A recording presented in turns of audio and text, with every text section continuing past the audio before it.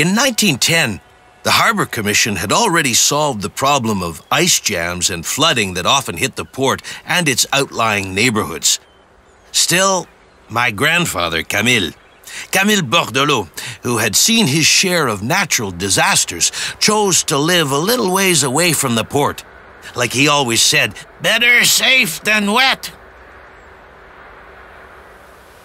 It's a bit of a paradox because for a long time, the St. Lawrence River actually worked against the port's development because it was caught between the strong Ste. Marie current downstream and the Lachine Rapids upstream.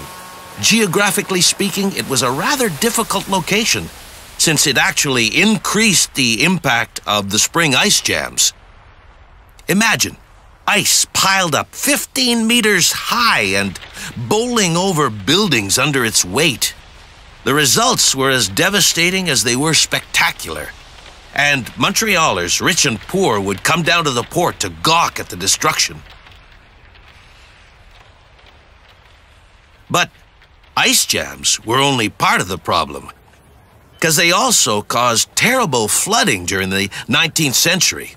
The water level would rise abruptly during the January and February thaw, or again in April when the ice melted. My grandfather, who must have been no more than 6 years old at the time, never forgot the Great Flood of 1886. In those days, he lived in a modest apartment on the ground floor of a 4-story building with his parents, his 2 brothers, and 3 sisters. According to family lore, the water rose so quickly that he woke up in the street, floating on his bed in front of the family home.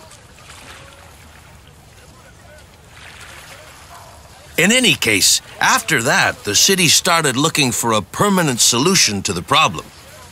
The result was the Cité du Havre, the land-filled jetty you see here in front of you. It was built following the plans of the Harbor Commission engineer John Kennedy between 1891 and 1898. The jetty, originally called the Mackay Jetty, protects the port from the ice and the river's strong currents. You can see clearly the difference between the calm waters of the port and the choppy waters further away. Okay. I'll see you on the Jacques Cartier Quay on the other side of the footbridge to talk about the evolution of the port's installations.